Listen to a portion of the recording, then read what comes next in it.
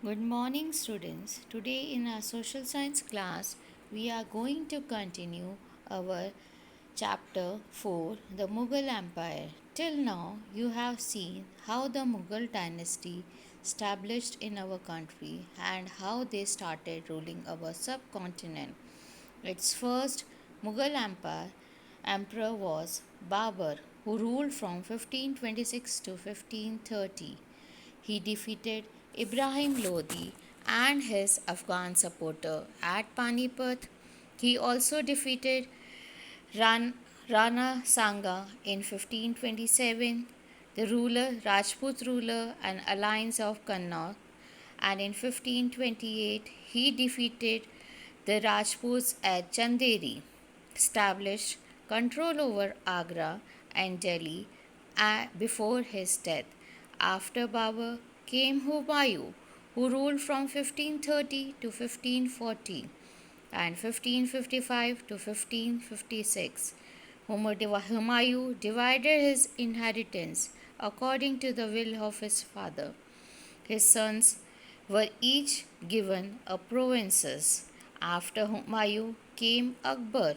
When he was only 13 years old, he became emperor, and his region can be divided into three parts from 1556 to 1517, when he was totally dependent on his supporter Bairam Khan and the other members of his domestic staff. After that, from 1570 to 1585, a military campaign in Gujarat were followed by a campaign in the east in the Bihar, Bengal and Orissa. After that, in 1585 and 1605, expansion of Babur Empire began. Campaigns were launched in the northeast. Kandahar was seized from the Safavids, Kashmir was annexed, and also Kabul. After the defeat of Mirza Hakim, campaign in the Deccan started, and Berar, Kandesh, and part of Ahmednagar were annexed. After controlling such a long empire and establishing Mughal dynasty all over the subcontinent, his son Jahangir took the throne in 1605. Military campaigns started.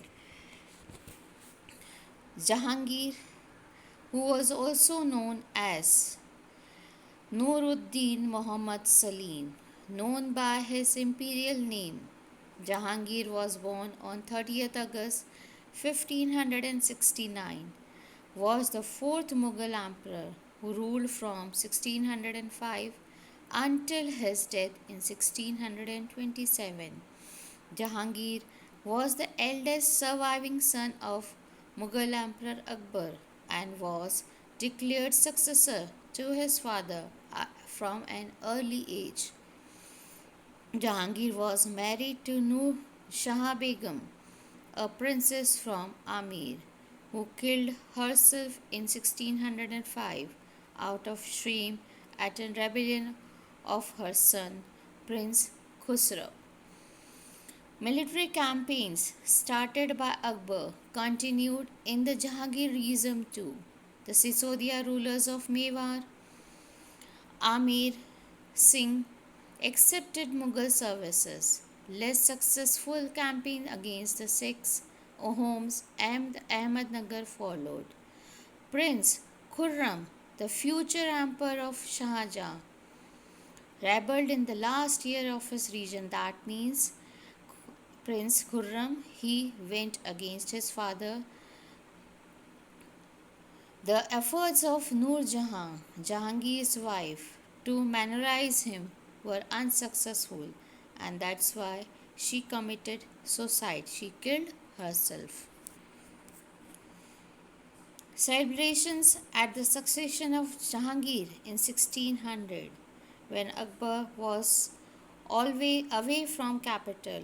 On an expedition, Salim broke into an open rebellion and declared himself emperor. That means Salim Jahangir, he rebelled against his father. He went against his father and declared himself emperor. Akbar had to hesitately return to Agra and restore order. There was a time when Akbar thought of putting his eldest son on Khurasan Mirza on the throne instead of Salim, but he could not. Jahangir openly rebelled against his father at first but was eventually cooled, and on Akbar's death in November 1605 he assumed the throne and did not let his brother Khurram to ascend the throne.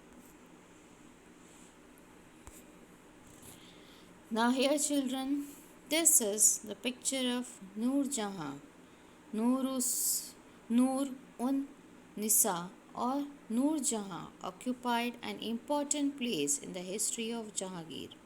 She was the widow of a rebel officer, Sher Afghan of Mughals. She was beautiful and strong woman. She soon became Jahangir's favorite queen and assumed the title of Noor Jahan, the light of world.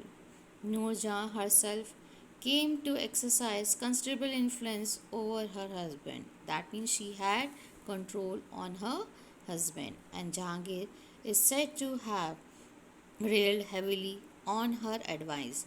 That means, children, whatever Jahangir used to take the decision, he used to take on the advice of her wife Noor Jahan. After Jahangir came Shah Jahan. Shah Jahan was born on 5th January 1594. He was the 5th Mughal Emperor of India. He is known as Shah Jahan I. Shah Jahan assumed the Mughal throne on 24 January 1628 in Agra, a few days after the death of Jahangir. Shah Jahan has left behind an extraordinary architectural legacy. It was at his command that the Taj Mahal was built in Agra in memory of his favorite wife Mumtaz Mahal. Mughal campaign continued in the Deccan under the rule of Shah Jahan. The Afghan noble Khan Jahan Lodi rebelled and was defeated. Campaigns were launched against Ahmednagar. The Bundelas were defeated and the Arsacids. In the northwest, the campaign to seize the Balkan from the Uzbeks were unsuccessful and Kandahar was lost to the Safavids. In 1632, Ahmednagar was finally annexed and Bijapur force seized for peace. Here also, the conflict over succession among Shah Jahan's sons, Aurangzeb, was victorious and his three brothers, including Dara Shikoh, were killed. Shah Jahan was imprisoned for the rest of his life in Agra. That means his son seized his father. Now here children, you can see Taj Mahal, which was constructed in the reign of Shah Jahan, and the tomb of Mumtaz Mahal and Shah Jahan, which are very next to each other. Aurangzeb eventually trumpeted in the succession struggle by methodically enlightening his brother. Aurangzeb captured Shah Jahan on 8th June 1658. That means, children, son captured his father and had him jailed at Agra fort, from where the old emperor could look wistfully at the glorious Taj Mahal. Shah Jahan, in captivity on 22nd January 1668, at the age of 72, died. After that, Aurangzeb, the emperor of Shah Jahan's sixth son, was born on 24th October 1618 at Dohat in Madhya Pradesh and West India's crown from his father before the end of June 1658.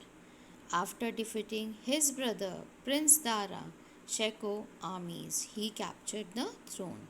Dara Shikoh, the eldest son of Shah Jahan, was residence at Shah Jahan's court at the designated hire.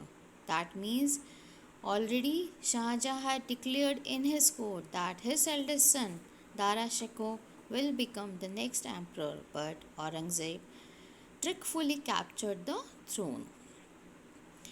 Suja was the governor of Bengal, Bihar, and Odisha.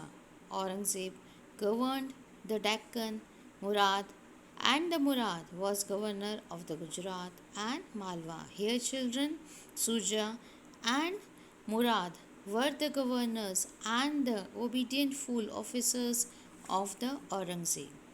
Aurangzeb took his father prisoner, that means he captured Shah Jahan.